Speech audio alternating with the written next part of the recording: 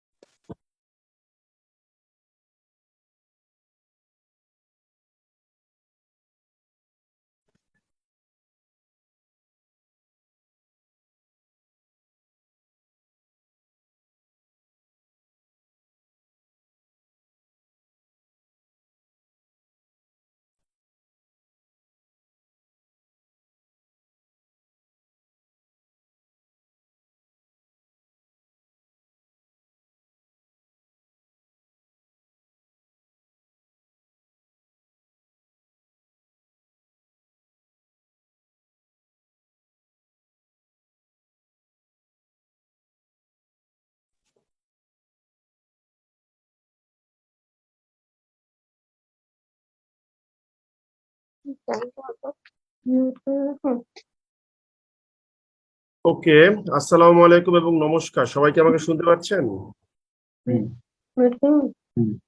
সবাইকে আমাকে শুনতে পাচ্ছেন? হ্যালো। জি দাদা, শুনতে পাচ্ছি। তো আসলে আপনাদের ক্লাসটা একটু পিছিয়ে গিয়েছে, আমি এটার জন্য দুঃখিত আন্তরিকভাবে। তো এখন ব্যাপারটা হচ্ছে এই কদিন তো খুব ভারী ভারী লেকচার গেছে। তো কেমন আছেন আপনারা বলেন?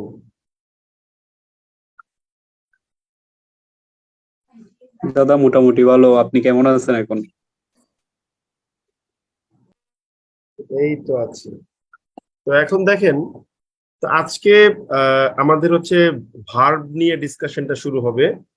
তো আপনাদের হচ্ছে একটা লেকচার বাকি আছে, জিরান, যেটা আমি নেই, ঠিক আছে? ওটা আমি নিয়ে নেবো, সমস্যা নেই, টেনশন নিন না। ওটা শীটটা আমি দিয়ে দিব সুন্দর করে।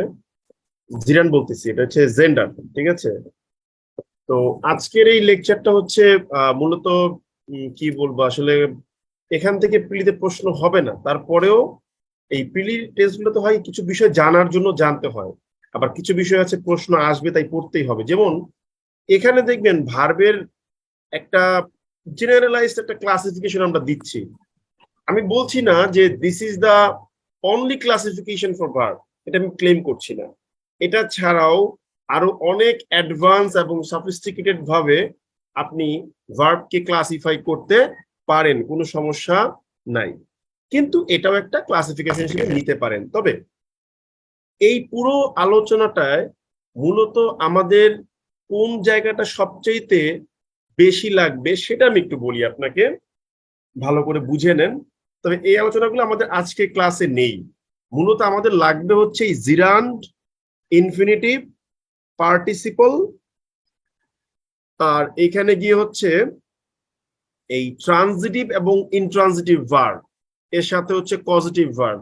এই বিষয়গুলো আমাদের হচ্ছে লাগবে, ঠিক আছে? তারপরেও আমরা একটু কষ্ট করে ভার্বের এই বিষয়গুলো একটু আমরা জানার চেষ্টা করব, ঠিক আছে? আচ্ছা, তো ভার্বের এই আলোচনাটা তো আপনার হচ্ছে ক্লাসে আমরা দিয়েই দিচ্ছি। এখানে আমার আসলে আলোচনা করার মতো কিছুই নাই। প্রিন্সিপাল ভার্ব, ঠিক আছে, ট্রানজিটিভ ভার্ব, ইনট্রানজিটিভ ভার্ব, এই জিনিসগুলো আপনার মোটামুটি বুঝার কথা, না বুঝার মতো আমি কিছুই দেখি না। কিন্তু ভার্বের একটা ক্যারেক্টারিস্টিক্স আপনি সবসময় ধরে মানে বোঝার চেষ্টা করবেন, সেটা হচ্ছে যে একটা ভার্বের দৌড় দেওয়ার ক্যাপাসিটি কত। বলেন তো কথাটা আমি কি বললাম, একটু কি একটু বলেন শুনি।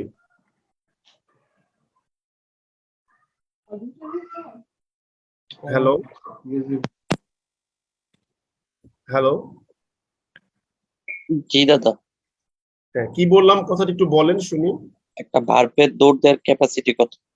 একটা ভার্বের দৌড় দেওয়ার ক্যাপাসিটি কত, এই দৌড় দেওয়ার ক্যাপাসিটি জিনিসটা কি আমি একটু বলি। ছোটবেলায় আপনারা কারক পড়তেন। কারক পড়ার সময় কি করতেন? যখনই বলা হতো হোয়াট ইজ কারক বা হোয়াট ইজ কেস, কারকের সঙ্গে আমরা কি বলতাম? আমরা বলতাম যে বাক্যের ক্রিয়াপদের সাথে বাক্যস্থিত অন্যান্য পদগুলোর যেই সম্পর্ক, তাকেই বলা হয় হচ্ছে কারক। ছোটবেলায় পড়তাম না? যেমন আমি ভাত খাই, তো এখানে ভার্ব হচ্ছে গিয়ে কি, খাই। কি প্রশ্ন করি, কে খায় তাহলে কর্তৃকারক, আমি কি খায় তাহলে কর্মকারক। এই একইভাবে আপনি চাইলে বাক্যের আরো কিছু বিষয় বের করতে পারেন। যেমন ধরেন আমি একটা বাক্য লিখি, একটা দেখেন, হ্যাঁ, আমি মনে করেন বললাম যে আই ইট রাইস, আমি ভাত খাই। আচ্ছা ভালো কথা, আমি ভাত খাই। এই যে এখানে ভার্ব ইট, এই ভার্বের এই ক্লাসিফিকেশনটা খুবই ইম্পর্টেন্ট, সরি এই আলোচনাটা দরকার হয় বড় বাক্য লেখার ক্ষেত্রে, এবং আপনাদের অনেক কাজ এটা লাগবে। যদি বলি আমি খাই, আমি যদি বলি হু ইট, কে খায়, উত্তর যেটা হবে সেটা হচ্ছে গিয়ে সাবজেক্ট। এই যে এটাকে আমরা বলি কর্তৃকারক। যদি আমি বলি যে হোয়াট ডু আই ইট, আমি খাইটা কি, উত্তর হবে রাইস, এটাকে বলা হবে অবজেক্ট। তো যখন একটা সাবজেক্ট আর একটা অবজেক্টকে একটা ভার্ব নিতে পারে, অর্থাৎ কর্তৃকারক এবং কর্মকারককে নিতে পারে, তাকে ন্যাচারালি একটা কমপ্লিট ভার্ব বলা হয়। এবং এটা ফাইনিট ভার্বের ক্লাসিফিকেশনে এই প্রিন্সিপাল ভার্বের এই ট্রানজিটিভ ভার্বে গিয়ে বসে। যার অবজেক্ট থাকে এবং সাবজেক্ট থাকে, উভয়ই থাকে, তাকে বলা হয় ট্রানজিটিভ ভার্ব। এখন ভার্বের দৌড়টা কিভাবে বুঝবেন? এই দৌড়টাকে আপনি আরো বেশি এক্সপান্ড করতে পারেন, যে কে খায় সাবজেক্ট, কি খাই অবজেক্ট। হ্যাঁ বলো বলো, হ্যাঁ যাও গিয়ে যাও, যাও বাথরুমে যাও, যাও যাও যাও। এবার আমি যদি বলি কখন খাই, ভালো করে দেখেন, আমি যদি বলি কখন খাই, হোয়েন, এই হোয়েন এর অ্যান্সার যেটা পাবেন অ্যাডভার্ব অফ টাইম। এই যে অধিকরণ কারক চলে আসলো, ক্রিয়া সম্পাদন হওয়ার সময়, প্লেস, এবং কি বলে আর একটা যেন কি আছে, স্থানাধিকরণ, কালাধিকরণ, ব্যাপ্তাধিকরণ, ডিউরেশন। এই যে বিষয়গুলো, এই সবগুলো যে অ্যাডভার্বের ভিতরে ঢুকবে, ঠিক আছে। কি দিয়ে খাই, এই যে করণ কারক, বাই ব্লা ব্লা ব্লা বা উইথ ব্লা ব্লা ব্লা, যেটাই বলেন। তো এইরকম ভাবে আপনি চাইলে ভার্বকে এক্সপ্লেইন করার চেষ্টা করতে পারেন। মাকে ডাকো। আপনি অনেক কিছু জানবেন ভার্বের নেচার সম্পর্কে, ঠিক আছে। এই জিনিসগুলো দরকারি, তবে এটা প্রিলিমিনারি এক্সামে খুব একটা লাগে না, লাগে রাইটিং এক্সামে গিয়ে।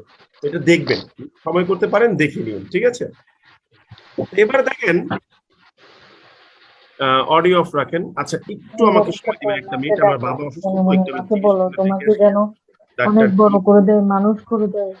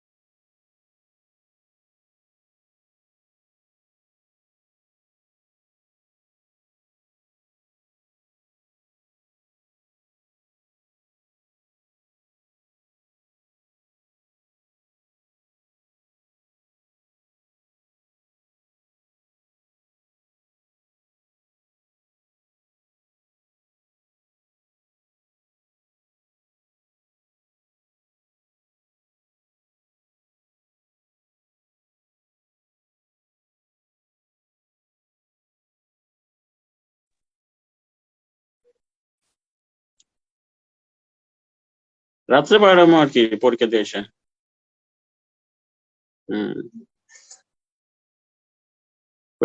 ঢাকায়।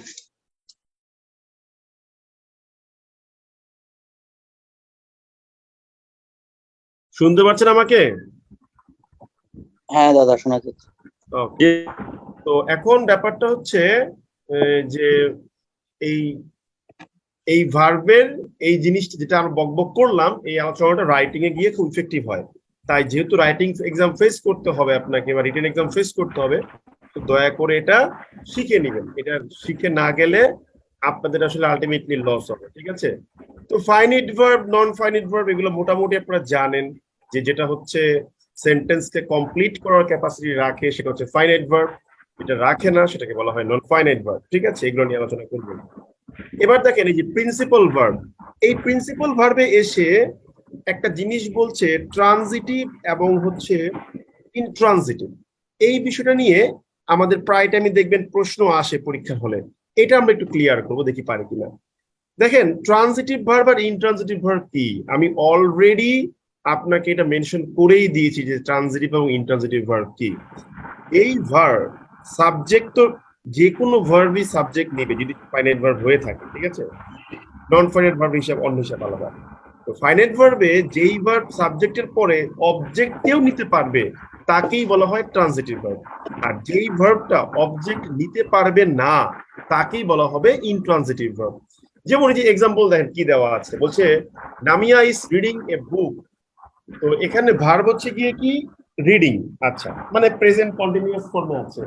তো এখন আমি যদি বলি কে পড়তেছে, আপনি উত্তর হিসেবে পাবেন নামিয়াকে, সাবজেক্ট গেল। আমি যদি বলি কি পড়তেছে, তাহলে কিন্তু আপনি উত্তর পাবেন বই পড়তেছে। So, বই পড়ে। এখানে কিন্তু অবজেক্ট পাচ্ছি আমরা এক্সট্রা করে।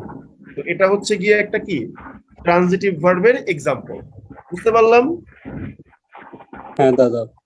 আচ্ছা, এখন এই অবজেক্টের মধ্যে গিয়ে আবার একটু ঝামেলা আছে, সেটা কি ডিরেক্ট অবজেক্ট ভার্সেস হচ্ছে ইনডিরেক্ট অবজেক্ট। যেমন 2 নম্বর বাক্যে সাবিদ gave me a gift for my birthday. সাবিদ কি করলো, আমার বার্থডের জন্য আমাকে একটা গিফট দিল। আচ্ছা, ভালো কথা তো দিল। তাহলে এখন প্রশ্ন হচ্ছে কে দিল, সাবিদ দিল, এটা সাবজেক্ট।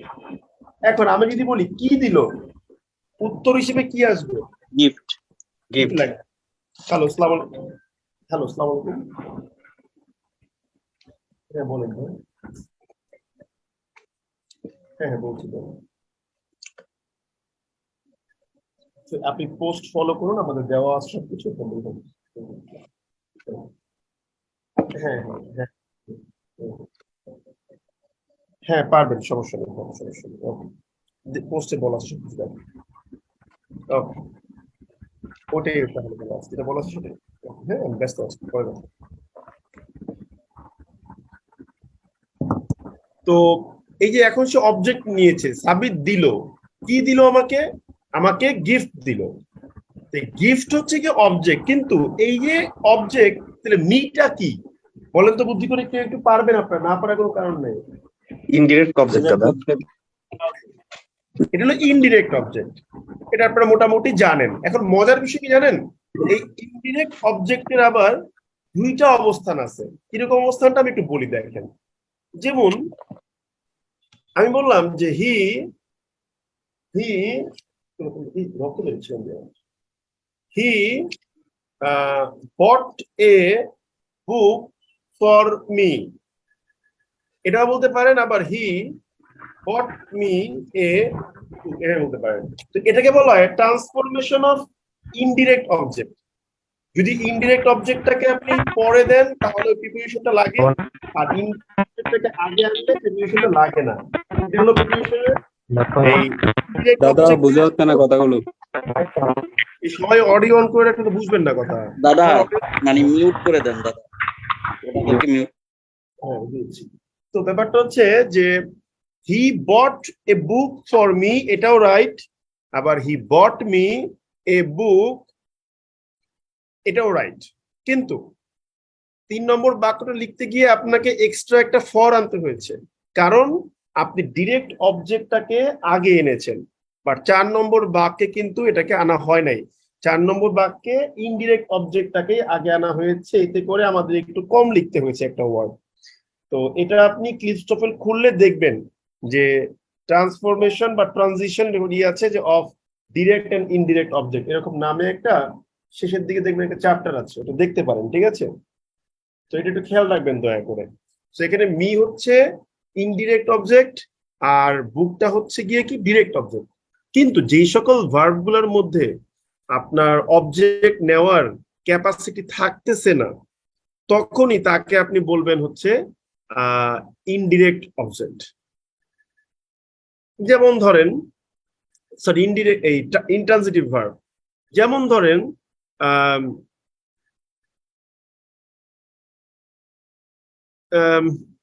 একটু সহজ করে দেই। একটু সহজ এক্সাম্পল দিই, এগুলো না দিয়ে, ঠিক আছে? যেমন ধরেন, the price of regular commodities is rising, যেটা আপনাদের মূলত শিখতে হবে, ওটাই দিলাম, ঠিক আছে? এই যে এখানে ভার্ব হচ্ছে গিয়ে রাইজিং, মানে বৃদ্ধি পাচ্ছে। এখন আপনি যদি বলেন প্রশ্নে যে কে বৃদ্ধি পাচ্ছে, তাহলে the price of regular commodities, নিত্য প্রয়োজনীয় পণ্য সমূহের দাম। আমি যদি আবার ঘুরে পেঁচায় বলি কি বৃদ্ধি পাচ্ছে, আপনি কিন্তু উত্তর ওই একটাই পাবেন।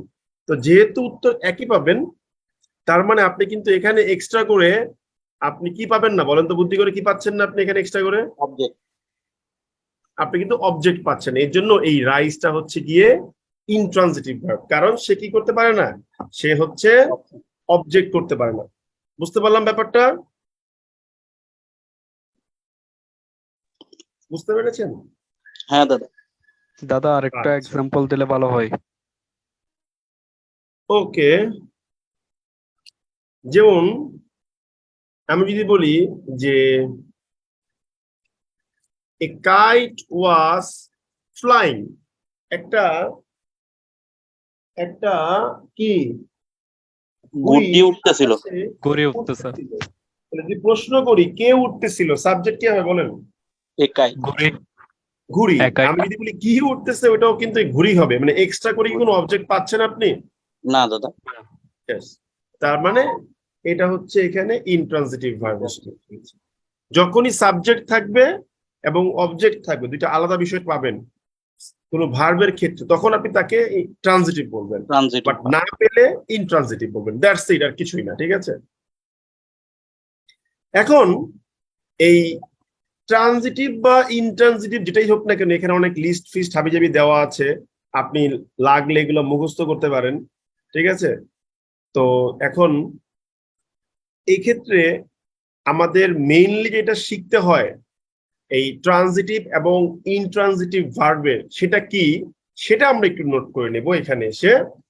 সেটা হচ্ছে, একটু দাঁড়ান, পরে কি নোট করে দিছিলাম না, খুব ভুলেও গেছিলাম, না পরে নোট করে দেয় নাই, একটু দাঁড়ান, এখানে আমি একটা টেবিল ড্র করি ট্রানজিটিভ ভার্সেস ইনট্রানজিটিভ ভার্বের। হ্যাঁ, একটু দাঁড়ান, জাস্ট 1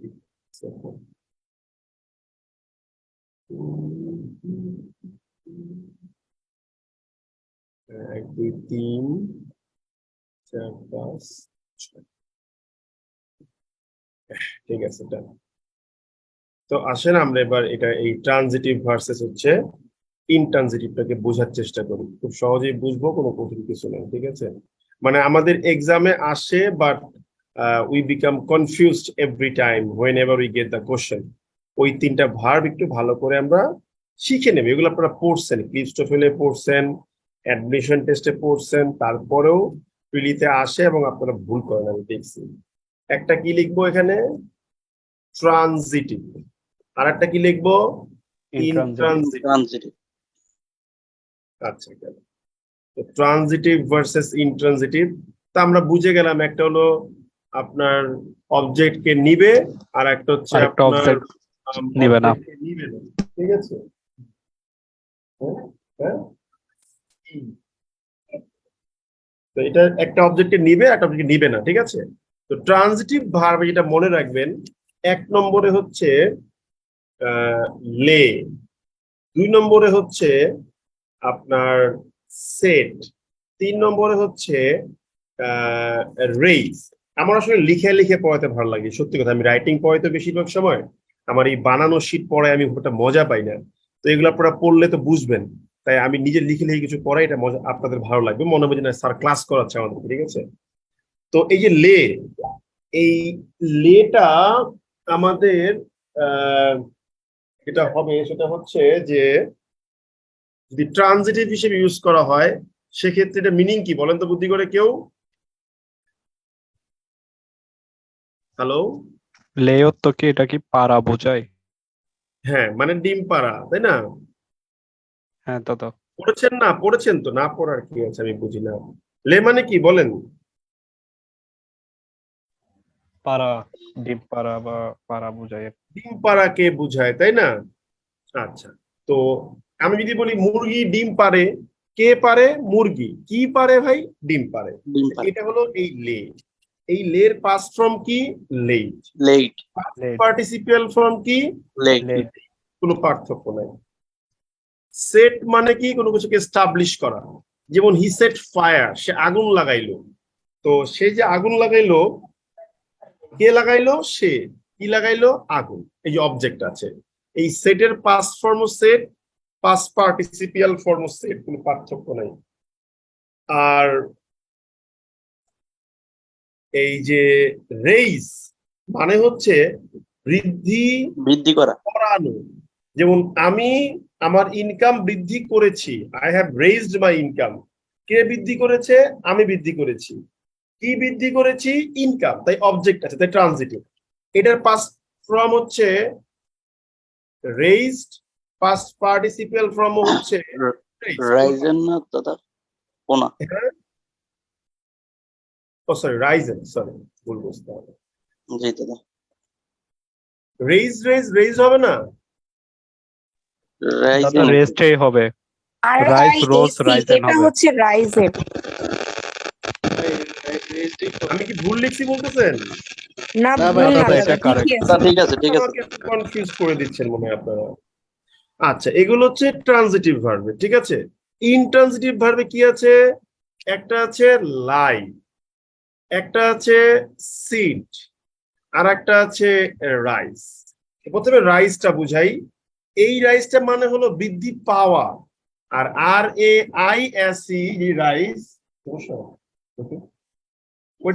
আচ্ছা, এটাকে বলা হয় হচ্ছে বৃদ্ধি করানো বা তুলে ধরা বা বাড়ানো, এরকম বোঝায়। যেমন আমি যদি বলি সূর্য পূর্ব দিকে উঠে, কে উঠে? সূর্য উঠে। কি উঠে? সূর্যই উঠে। আমরা কিন্তু অবজেক্ট পাচ্ছি না। এটা হচ্ছে যে RISE রাইজ। এটার পাস্ট ফর্ম হচ্ছে রোজ, পাস্ট পার্টিসিপিয়াল ফর্ম হচ্ছে রাইজেন। আর আমি যদি বলি ছাত্ররা হাত তুললো, কে তুললো? ছাত্ররা। কি তুললো? হাত। এই যে অবজেক্ট পাচ্ছে, তাহলে হচ্ছে রেইজ। এটা হলো ট্রানজিটিভ এবং ইনট্রানজিটিভ পার্থক্য। সিট মানে কি? বসা। তো সিটের পাস্ট ফর্ম কি বলেন? স্যাট। স্যাট, স্যাট। স্যাটি, পাস্ট পার্টিসিপিয়াল ফর্ম কি? স্যাট। স্যাট। ওকে, গেল। এখন এটা নিয়ে আলোচনা করার কিছু নাই। এই সমস্যাটা হবে কোথায় গিয়ে আমি একটু বলি। সমস্যাটা আপনারা বেশিরভাগ ক্ষেত্রে করেন হচ্ছে এই রাইজ ভার্সেস রেইজের ক্ষেত্রে। আর একটা সমস্যা আপনারা করেন হচ্ছে লাই ভার্সেস লে এর ক্ষেত্রে। কেন সমস্যাটা হয় আমি একটু বলি। ওই লে মানে তো পারা, আর এই লাইয়ের আবার দুই ধরনের মিনিং হতে পারে, মিথ্যা কথা। ঠিক আছে। একটা হচ্ছে মিথ্যা বলা, আর একটা হচ্ছে গিয়ে কি, আর একটা হচ্ছে গিয়ে শুয়ে থাকা। কি কি বললাম বলেন তো বুদ্ধি করে? লে মানে মিথ্যা কথা, আচ্ছা, আর একটা হচ্ছে শুয়ে শুয়ে থাকা। থাকা আর মিথ্যা কথা। একটা হলো শুয়ে থাকা, আর একটা হচ্ছে মিথ্যা বলা। যদি বলা। মিথ্যা বলা বুঝান তাহলে লাইট, লাইট, ঠিক আছে, বুঝতে পারলাম। হ্যাঁ দাদা। এটা হলো কি, যখন সে মিথ্যা বলতেছে। আর মিথ্যা ছাড়া যদি শুয়ে থাকা বুঝান তাহলে লাই মানে শুয়ে থাকা, ঠিক আছে। আর সেই লাইয়ের পাস্ট ফর্ম হচ্ছে লে, আর লেট। সেই লাইয়ের পাস্ট পার্টিসিপিয়াল ফর্ম হচ্ছে লেট। লেইন।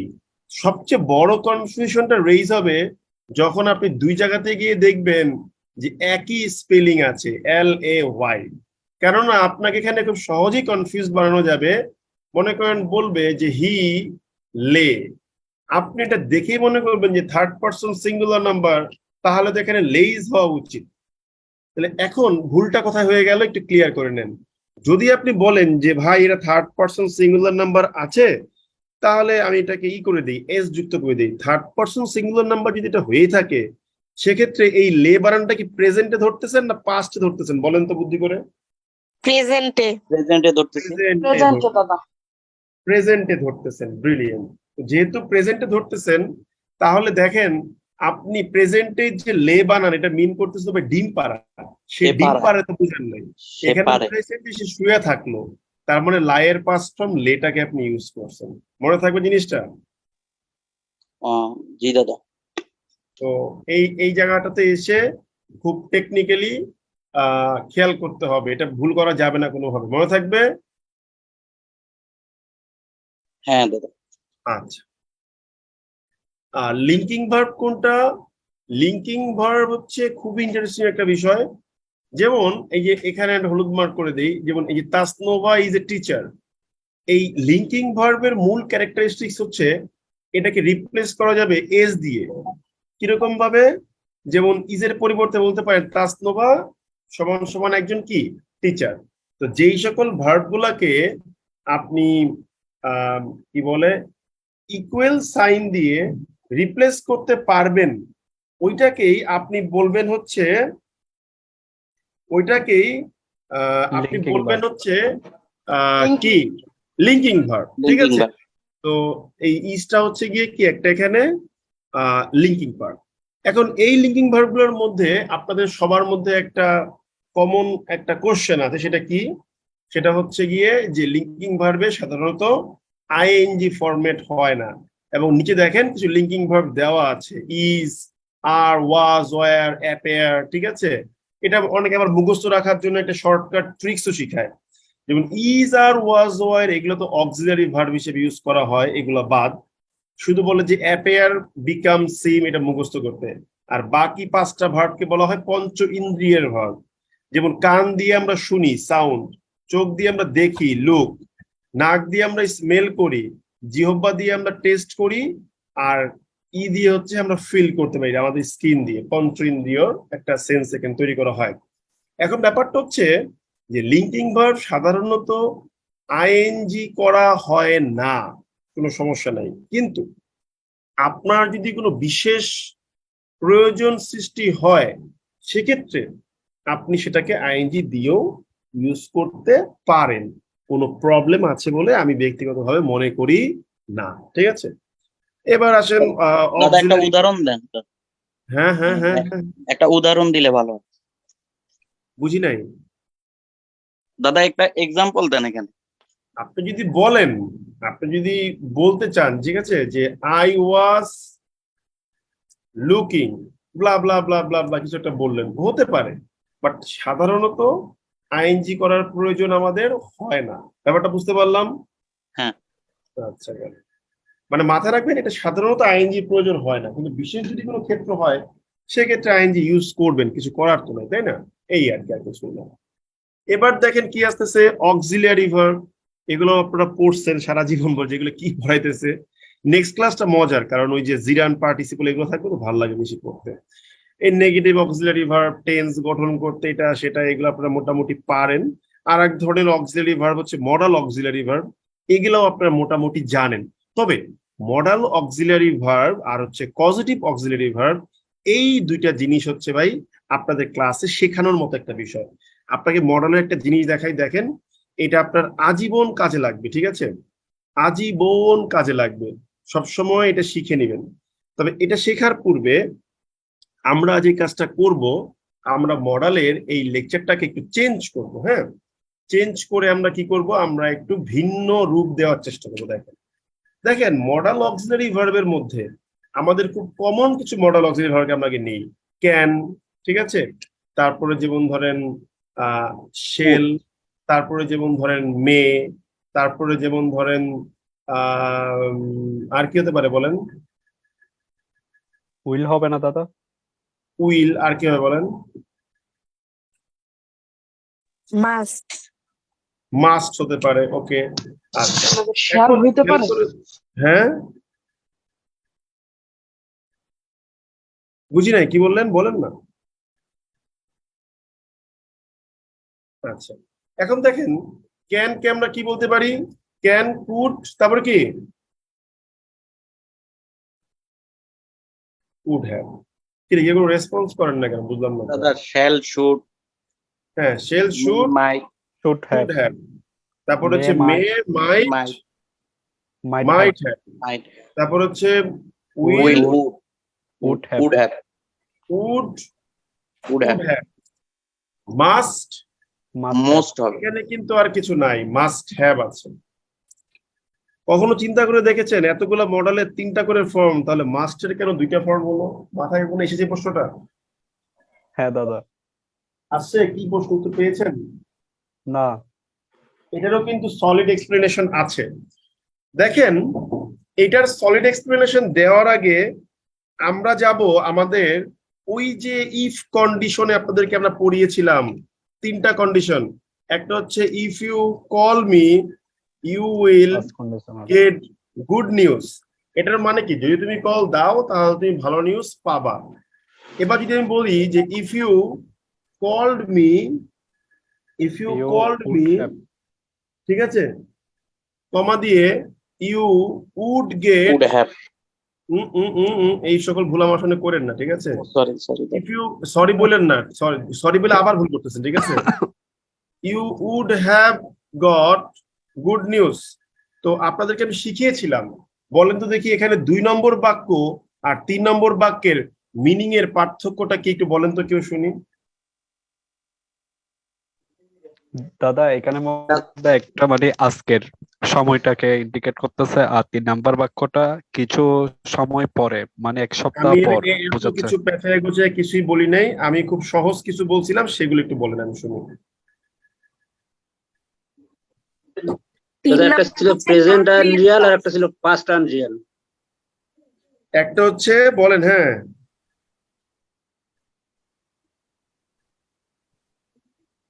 হ্যাঁ বলেন। দাদা একটা আগে ঘটছে আর একটা প্রেজেন্ট এর আগে আনরিয়াল আর ঘটছে। একটা পাস্ট আনরিয়াল। একটা হচ্ছে প্রেজেন্টের আনরিয়াল আর একটা হচ্ছে পাস্টের আনরিয়াল। তো আমরা জানি কি ইফ ইউ কল্ড মি, যেটা 2 নম্বর সেকেন্ড কন্ডিশন, এটা কোনটা আনরিয়াল বুঝাচ্ছে ভাই? প্রেজেন্টেড প্রেজেন্ট আনরিয়াল দাদা। আর if you had called me, এটা কোনটাকে বোঝাচ্ছে ভাই? পাস্টের আনরিয়াল পাস্টের Past unreal. Unreal. That's Past it, unreal. Brilliant. এই একইভাবে এখানেও মাথায় রাখবেন, উড দিয়ে প্রেজেন্টের আনরিয়াল, উড হ্যাভ দিয়ে পাস্টের আনরিয়াল। এই প্রত্যেকটা মডেলের ক্ষেত্রে এটা প্রযোজ্য। কুড দিয়ে প্রেজেন্টের আনরিয়াল, কুড হ্যাভ দিয়ে পাস্টের আনরিয়াল, শুড দিয়ে প্রেজেন্টের আনরিয়াল, শুড হ্যাভ দিয়ে পাস্টের আনরিয়াল। যেমন আমি যদি বলি যে ইউ শুড গো নাও, তোমার এখন যাওয়া উচিত কিন্তু তুমি এখনো যাও নাই, মানে বর্তমানের আনরিয়াল, এই যে ইউ শুড গো নাও। বুঝতে পারলাম? জি দাদা। হ্যাঁ দাদা একইভাবে মে মাইট হ্যাভ, প্রেজেন্টের আনরিয়াল মাইট, পাস্টের আনরিয়াল মাইট হ্যাভ।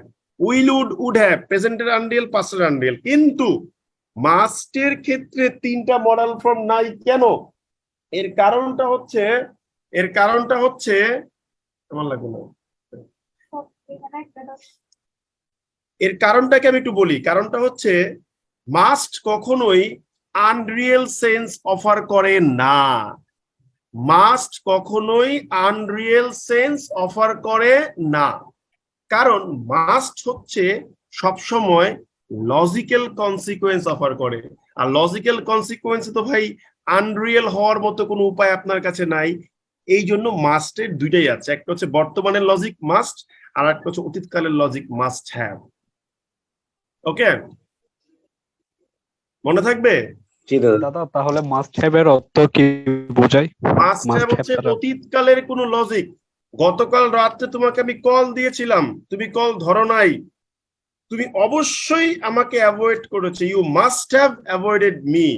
মানে এটা লজিক্যালি একেবারে শিওর, আপনি জানেন এটার কোনো ব্যত্যয় হওয়ার কোনো উপায় নাই, ঠিক আছে? মনে থাকবে জিনিসটা? জি দাদা।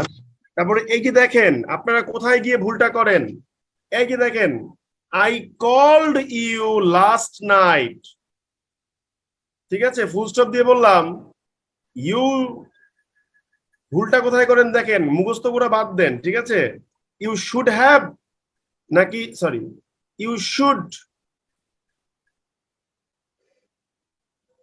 রিসিভ মাই কল, ভুলটা কোথায় হলো বলেন? এই যে এখন বলতে পারে না, কারণ ছেলে মেয়েকে তো মুখস্থ থেকে সরাইয়া ইউজ করা, কিন্তু আর কেউ এখন এরপর হ্যাভ হবে না দাদা। এখানে তো বলেই দিলাম যে I called you last night, তোমাকে গতকাল রাত্রে আমি কল দিয়েছিলাম। তোমার ফোনটা ধরা উচিত ছিল, জি দাদা। তোমার ফোনটা ধরা উচিত ছিল, বাট তুমি ফোনটা ধরো নাই। তুমি যে ফোনটা ধরো নাই সেটা কখনকার? অতীতকালের আনরিয়েল। কখন আনরিয়েল বলেন? অতীতের অতীতের আনরিয়েল। তাহলে কোন টেন্সে হবে বলেন?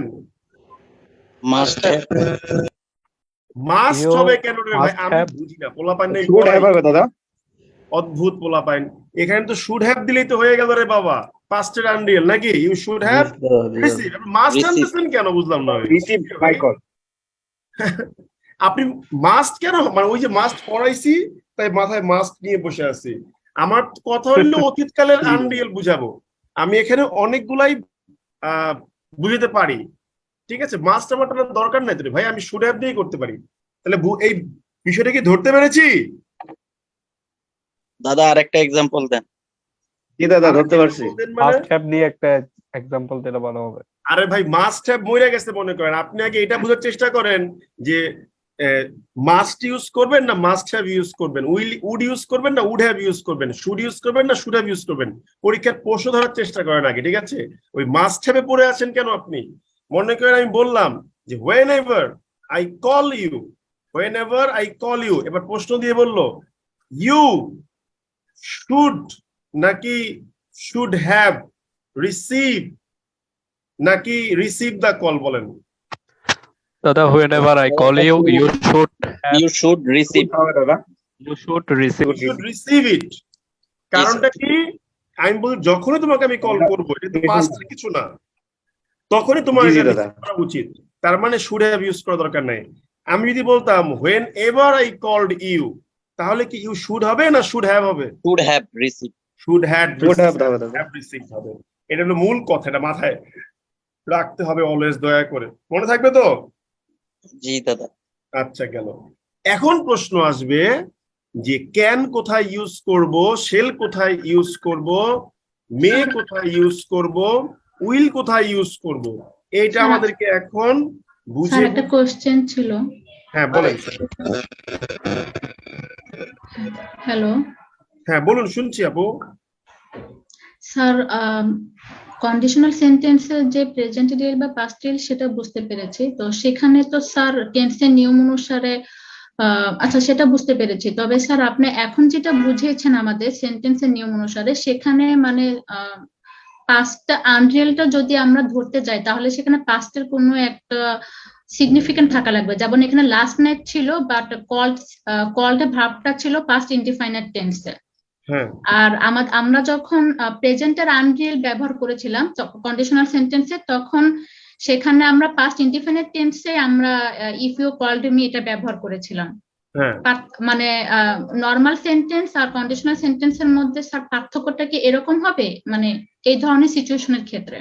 এখানে পার্থক্যটা আসলে কোন জায়গা থেকে? কন্ডিশনাল সেন্টেন্সের মতো, নর্মাল সেন্টেন্স নর্মাল, মানে আপনি কোন আমাকে, আপনি তো অনেক কিছু বলেছেন, এক্সাক্ট এক বাক্যে বলেন যে এটা আমাকে ক্লিয়ার করেন, সেটা আমি ক্লিয়ার করে দিচ্ছি। স্যার অ্যাকচুয়ালি যেমন এখানে প্রেজেন্ট পাস্টের আনরিয়েল যেটা ছিল কন্ডিশনাল সেন্টেন্সে সেটা ছিল if you had called me, আর আমরা যখন নর্মাল সেন্টেন্সে পাস্টের আনরিয়েলটা দেখলাম সেটা ছিল I called you last night. হ্যাঁ মানে দ্যাট মিনস স্যার এখানে হ্যাডটা ইউজ করা হয়নি।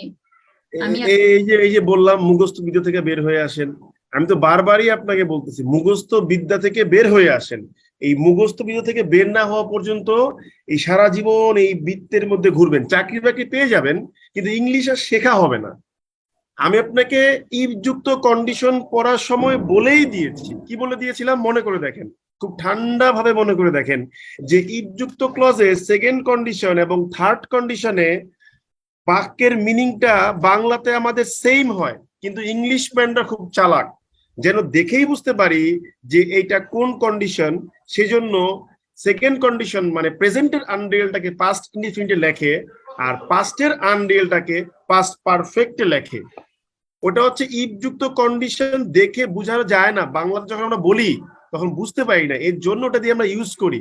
যখন আমি হোয়েন দিয়ে বলতেছি যে আর তোমাকে আমি গতকাল কল দিয়েছিলাম, I called you last night, but তোমার ফোনটা ধরা উচিত ছিল, তাহলে আমি যখন বলেই দিলাম সরাসরি যে তোমাকে আমি গতকাল ফোন দিয়েছিলাম কিন্তু তোমার ফোনটা ধরা উচিত ছিল, তার মানে কি তুমি ফোনটা ধরো নাই। এখানে তো শুনেই বুঝতে পারতেছেন যে এটা অতীতকাল, কিন্তু ইফ যুক্ত কন্ডিশনের বাংলা বাক্য তো পড়ে বুঝতে পারবেন না যেটা প্রেজেন্টের আনরিয়েল নাই পাস্টের আনরিয়েল। ওই কারণে ইফ যুক্ত সেন্টেন্সকে ক্লজকে পাস্টের আনরিয়েল হলে পাস্ট পারফেক্ট, প্রেজেন্টের আনরিয়েল হলে পাস্ট ইনডিফিনিট লিখতে হয়। কিন্তু হোয়েন দিয়ে লিখলে তো বা লাস্ট নাইট দিয়ে লিখলে তো আমার আর বুঝতে কোনো সমস্যা হচ্ছে না, তাই না? বুঝতে পারলাম ব্যাপারটা আমি?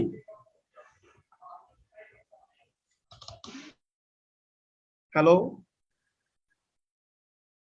জি দাদা, বুঝতে পারছি। যিনি প্রশ্ন করেছেন তিনি কোথায়? প্রশ্ন বুঝতে পেরেছেন? উত্তর পেয়েছেন আপনি আপনার কথার? এই যে, আমি ওনাকে মার্ক করলাম, উত্তর ওনাকে জিজ্ঞেস করলে কোনো অ্যান্সার করতে চায় না। হয়তো দাদা নেটের সমস্যা। আপনাকে আমি প্রশ্ন করতে দেবো না কিন্তু স্যার উত্তর- স্যার আমার নেট ডিসকানেক্ট হয়ে যায় কিছুক্ষণ পর হ্যাঁ, পর, সরি স্যার। নেট ডিসকানেক্ট হয়ে যায়, আপনি নেটটা একটু চেঞ্জ করতে পারেন না? প্রত্যেক ক্লাসে আপনি একই কমপ্লেন আমাকে দেন, নেট ডিসকানেক্ট হয়ে যায়। What do you mean by saying this that I get disconnected every class? Tell me, don't you think the class is important for you? If it is important then please make sure that you have got a good connection, ঠিক আছে? আমি প্রত্যেক ক্লাসে প্রশ্ন করলে একই answer করেন, আমি কিন্তু প্রত্যেককে চিনি যারা প্রশ্ন করেন। প্রত্যেক ক্লাসে প্রশ্ন করলে আমি যখন রেসপন্সটা এত সুন্দর করে যে বলছি, এবার বললাম বুঝতে পারছেন কি না ভাই, আমি ডিসকানেক্ট হয়ে গেছি, আমি কি বুঝবো এখন বলেন?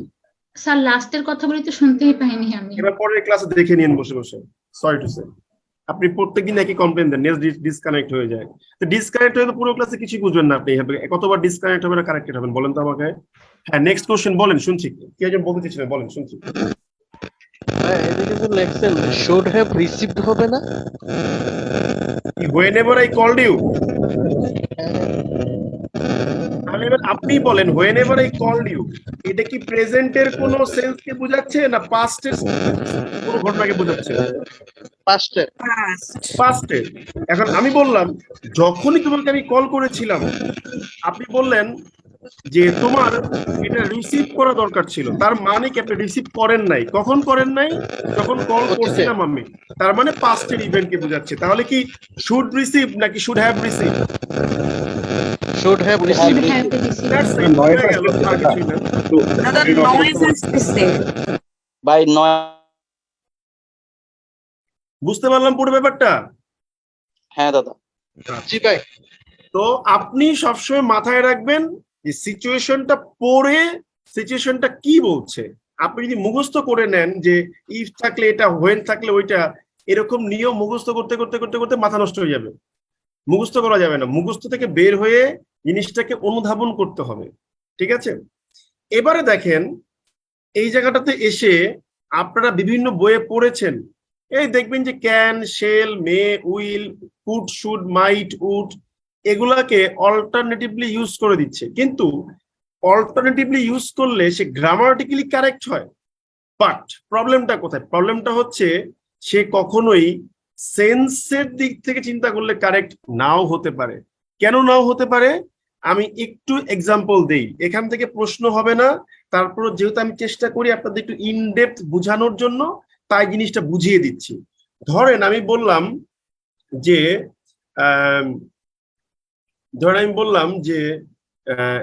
ইফ ইউ টোল্ড মি, যদি তুমি আমাকে বলতে আই কুড ডু ইট, আপনি এটা বলতে পারেন। আবার এটাও বলতে পারেন যে আই শুড ডু ইট, আপনি এটা বলতে পারেন আই মাইট ডু ইট, মাইট কে না টানি, আপনি এটা বলতে পারেন আই উড ডু ইট। খেয়াল করে দেখেন এখানে তিন ধরনের মডেল আপনি ইউজ করেছেন। মাথায় রাখবেন তিনটা মডেলই গ্রামাটিক্যালি কারেক্ট বলবে, কিন্তু সেন্সিভলি তিনটা মডেল একই মিনিং দিবে না।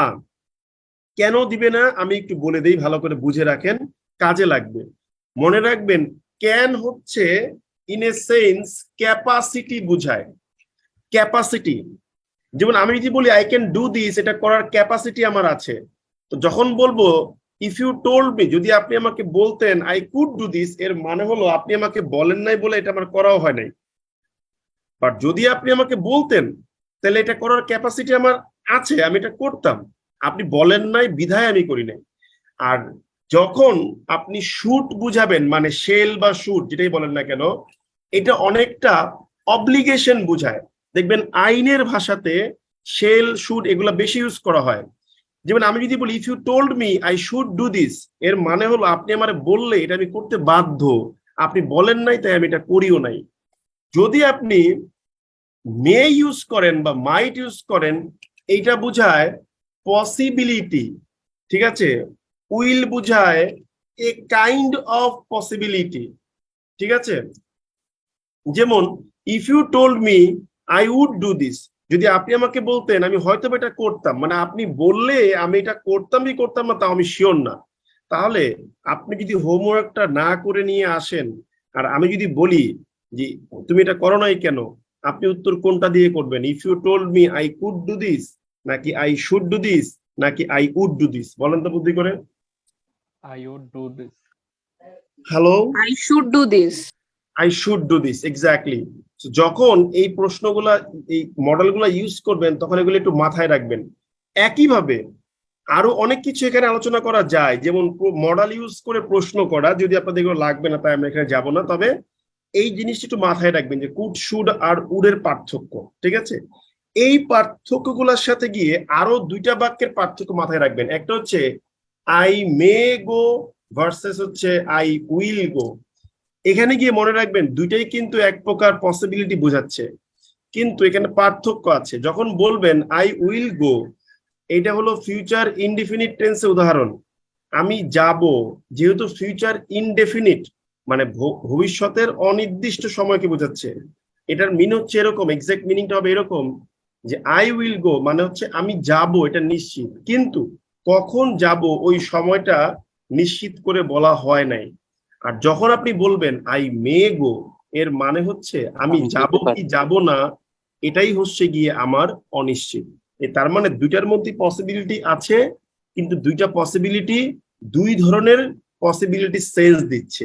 বুঝতে পারলাম ব্যাপারটা সবাই আমরা? জি দাদা।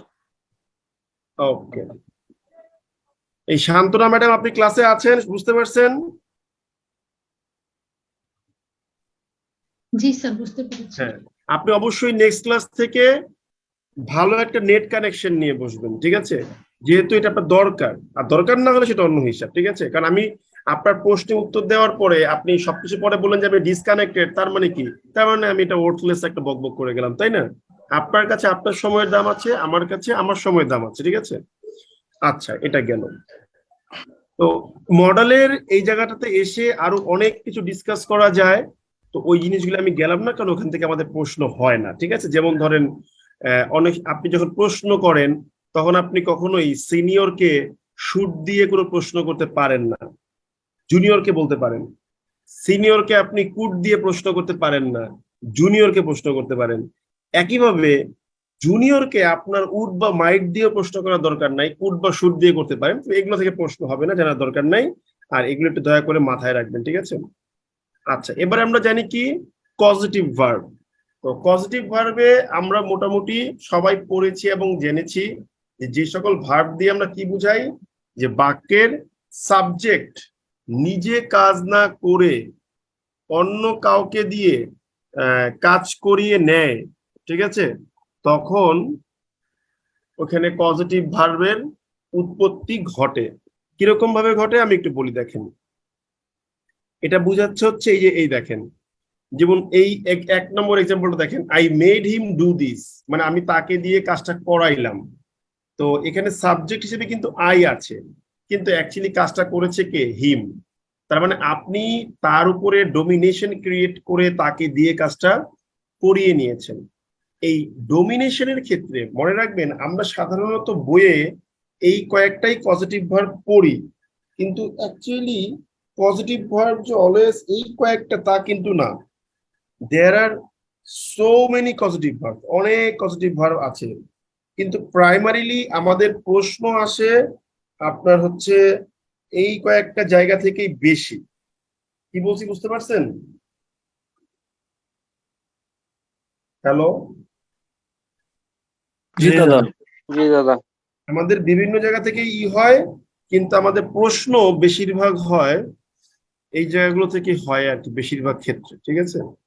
তো এবার আমরা আসেন দেখি যে কিভাবে এটা হয়। তো এবারে দেখেন পজিটিভ ভার্বের মূল ফর্মটা কিরকম, আমি একটু নিচে গিয়ে দেখাই, লিখে লিখে পড়ি আমরা, ভালো হবে। পজিটিভ ভার্বের মূল ফর্মটা হচ্ছে, যেমন মেক দিয়ে যখন আপনি লিখবেন প্রথমে সাবজেক্ট লিখবেন, তারপরে মেক লিখবেন, তারপর যাকে দিয়ে কাজটা করাবেন সেটা লিখবেন, পার্সন বা ইউ ক্যান সে থিং, যেটাই আপনি পান সেটাকে আপনি নিতে পারেন, ঠিক আছে? এই হলো গিয়ে মূল তত্ত্ব। এরপর যদি পার্সন হয়, এরপরে কি হয়, ভার্বের ক্ষেত্রে বেস ফর্মটা ইউজ করতে হয়।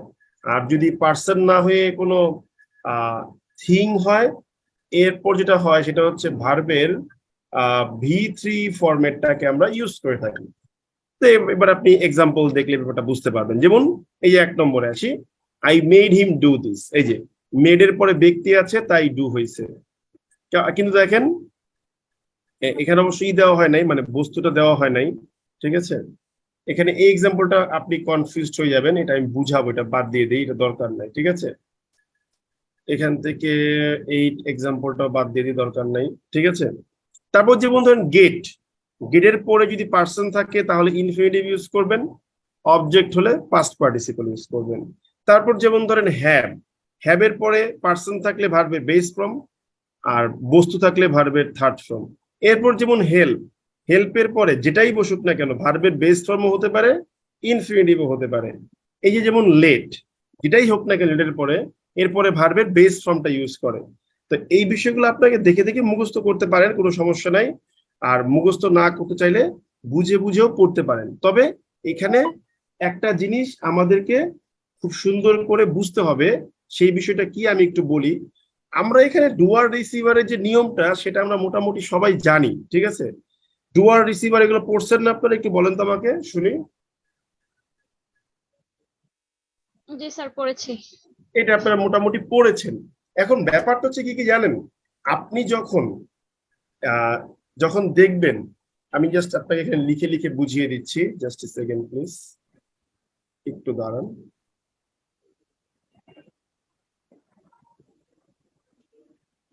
এত বড় হইলো কেন আমি বুঝলাম না, হোয়াট হ্যাপেন্ড টু দিস, কি হলো এটা? একটু দাঁড়ান ভাই, আমি একটু করি।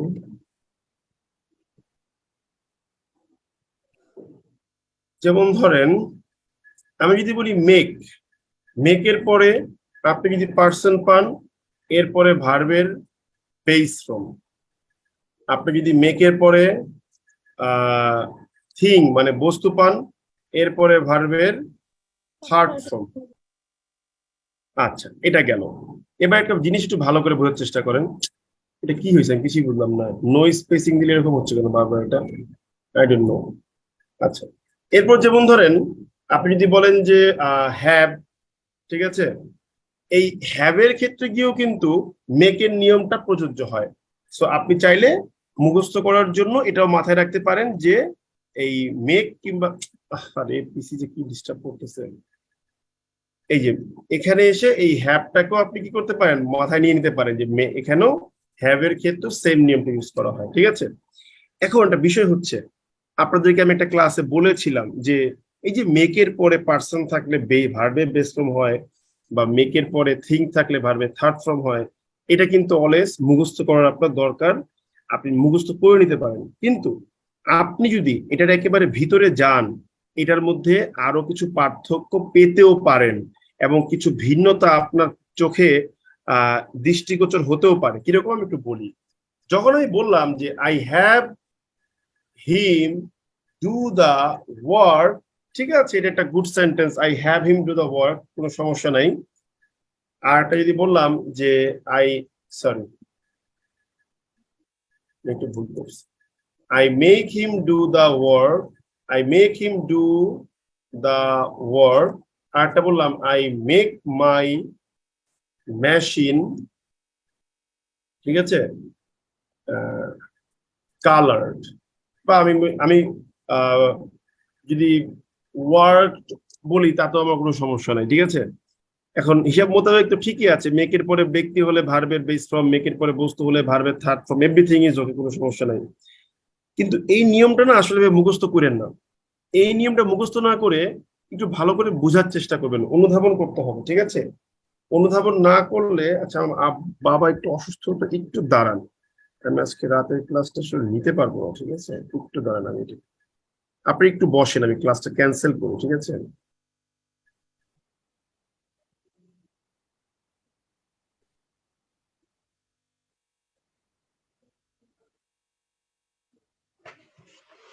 আমি আপনাদের ক্লাসটা হয়তো বা নিতাম না, বাট ওই আপনাদের ক্লাসে পিছিয়ে গিয়েছে, তো এই কারণে ভাবলাম থাক, এটা না বসিয়ে রেখে আপনাদের ক্লাসটা শেষ করে দেওয়াটাই ভালো হবে।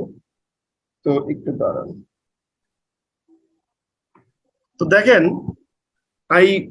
এই জিনিসটা মুখস্থ করেন না, এই জিনিসটা বোঝার চেষ্টা করবেন। যখন আপনি কনফিউশনে যে আপনি কি এখানে বেস ফর্ম দিবেন নাকি থার্ড ফর্ম দিবেন, তখন জিনিসটা একটু ভালো করে বুঝবেন। যখন বললাম I make him do the work, হ্যাঁ আমি তাকে দিয়ে জোর করে কাজটা করালাম, বুঝতে পারছি, কিন্তু এখানে কাজটা এই হিম অর্থাৎ ওই ব্যক্তিটা কিন্তু করেছে। আর যখন বললাম I make my machine coloured, আমি এখানে কালার্ড ওয়ার্ডটা ইউজ করি, ঠিক আছে। এখানে কিন্তু একটা জিনিস ভালো করে বুঝবেন যে মেশিন কি নিজে নিজে কালার করছে না মেশিনটাকে কালার করা হয়েছে, বলেন তো বুদ্ধি করে। মেশিনটাকে কালার করা হয়েছে। মেশিনটাকে কালার করা হয়েছে। আমি যদি এটাও বলি যে I make my machine colour, এটাও রাইট হবে, কোনো সমস্যা নাই, ঠিক আছে। আমি মনে করি I make my machine colour the room, মানে আমি আমার মেশিন দিয়ে রুমটা কালার করলাম। খেয়াল করে দেখেন I make him do the work, এটাও যেই সেন্স দেয়, I make my machine colour the room এটাও সেই সেন্স দেয় যে আমার ডোমিনেশনে বা আমার আন্ডারে এই দুইটা জিনিস দিয়ে আমি কাজ করাচ্ছি, তাকে দিয়ে আমি কাজটা করাচ্ছি আর মেশিনকে দিয়ে আমি রুমটা কালার করাচ্ছি। যখন আপনি কনফিউজ তখন আপনার বুঝতে হবে যে এখানে ওই মেক বা হ্যাভ যেটাই বসুক না কেন, এর পরে যে থাকবে সেটা ব্যক্তি হোক কিংবা বস্তু হোক, সে কি কাজটা করতেছে নাকি তাকে দিয়ে কাজটা না করানোর পরিবর্তে অন্য কিছু হচ্ছে। যেমন I make my machine colour the room, এর মানে হলো আমি মেশিনটা দিয়া রুমটা কালার করাইছি। এখানে রুমটা কালার করার কাজটা মেশিনই করছে, তাই ভার্বের বেস ফর্ম হয়েছে। কিন্তু I make my machine coloured, এটা মিন করতেছে সামথিং ডিফারেন্ট। এটা মিন করতেছে, হতে পারে এটা একটা লোহার তৈরি মেশিন, মেশিনে জংকার পড়তে পারে, তাই আপনি একটু মেশিনটার উপরে কালার করাইছেন, মানে এখানে কিন্তু কালার করার কাজটা আসলে সে করে নাই। আপনি চিন্তা করলে বুঝবেন I make my machine coloured by Rahim Saheb, মানে আমি রহিম সাহেবকে দিয়ে মেশিনটা কালার করাইছি, মানে এখানে বাই যুক্ত পার্টটা উজ্জ্ব আছে। তো যখনই আপনি কনফিউশনে পড়ে যাচ্ছেন যে আসলে কি বুঝাবো বা কি বুঝাচ্ছে, তখন আপনি একটু চিন্তা করতে শিখবেন। চিন্তা করলে এই অ্যান্সার গুলো আসবে, আর চিন্তা না করলে আপনি কিন্তু শুধু মুখস্থই করে যাবেন এবং আপনি চাকরিও পাবেন। যে মেকের পরে ব্যক্তি থাকলে ভার্বের বেস ফর্ম, বস্তু থাকলে ভার্বের থার্ড ফর্ম, হ্যাভের পরে ব্যক্তি থাকলে ভার্বের বেস ফর্ম, বস্তু থাকলে ভার্বের থার্ড ফর্ম, গেটের পরে ব্যক্তি থাকলে ইনফিনিটিভ, বস্তু থাকলে ভার্বের থার্ড ফর্ম। আপনি এইগুলা মুখস্থ করতে পারেন, আমার কোনো সমস্যা নাই, ঠিক আছে। কিন্তু মুখস্থ করার পরিবর্তে আপনি যদি একটু বুঝে নেন, বুঝে বুঝে সলভ করেন, তাহলে কিন্তু আপনি এটাকে খুব সহজেই ধরতে পারবেন, ঠিক আছে। এটা একটা বিষয়। আরেকটা বিষয় আপনাকে আমি বলি, পজিটিভ ভার্ব যেহেতু আপনার কোনো কিছু কাউকে দিয়ে কোনো কিছু করিয়ে নেওয়া বোঝায়, এই ক্ষেত্রে আবার কতটুকু চাপ সৃষ্টি করে করিয়ে নেওয়া বোঝায়, এটাও কিন্তু বোঝার মতো একটা বিষয় আমাদের কাছে থাকে। সেটা কিরকম আমি একটু বলি, শোনেন। মেক দিয়ে যখন পজিটিভ ভার্ব ইউজ করবেন, মনে রাখবেন আপনি সর্বোচ্চ প্রেসার দিয়ে কাজটা করাচ্ছেন। মানে I make him do the work, মানে তাকে আমি এক প্রকার বাধ্য করছি কাজটা করার জন্য। মেকের চেয়ে একটু কম প্রেসার ইউজ করলে গেট, তার চেয়ে কম প্রেসার ইউজ করলে হ্যাভ, একেবারে প্রেসার না থাকলে হেল্প, আর একেবারেই কোনো প্রেসার টেসার নাই তাহলে হচ্ছে লেট। আর লেট সাধারণত বোঝায় হচ্ছে এক প্রকার পারমিশনকে। ব্যাপারটা বুঝতে পারলাম মোটামুটি আমরা আজকে। জি দাদা। জি দাদা। এবার কোনো কোশ্চেন থাকলে বলতে পারেন। হ্যালো,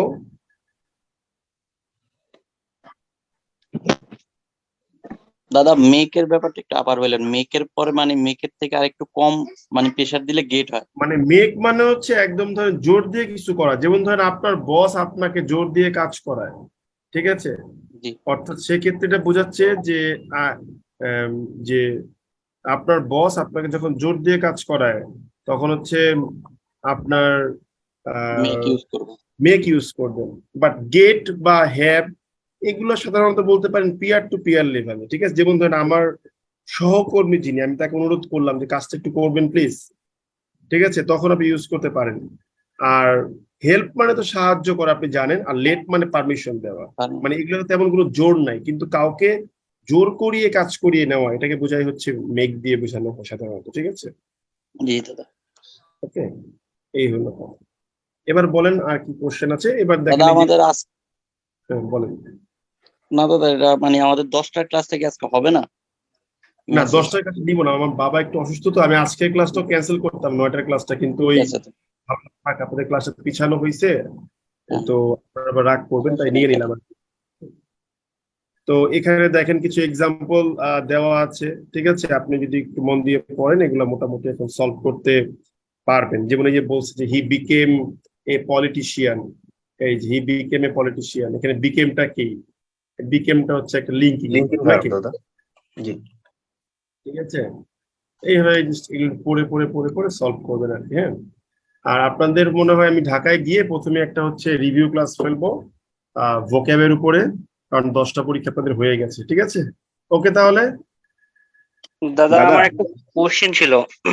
হ্যাঁ শিওর, বলেন কি কোশ্চেন বলেন। দাদা মানে আমি তো এখানে নতুন ভাবে অ্যাডমিট হয়েছি দাদা, তো শিডিউল গুলো সম্বন্ধে আমি একটু কনফিউজ। শিডিউল গুলো আপনাদের ক্লাসগুলো হচ্ছে বেসিক্যালি রবি, মঙ্গল এবং বৃহস্পতিবারে ক্লাস হয়। এই ক্লাসটা গতকাল বিকেলে ছিল, তা আমি নিতে পারি নাই, তাই আজকে নিলাম। রবি, মঙ্গল, বৃহস্পতি সন্ধ্যে 7টা বাজে ক্লাস হবে আপনাদের। ঠিক আছে, ঠিক আছে, শিওর দাদা।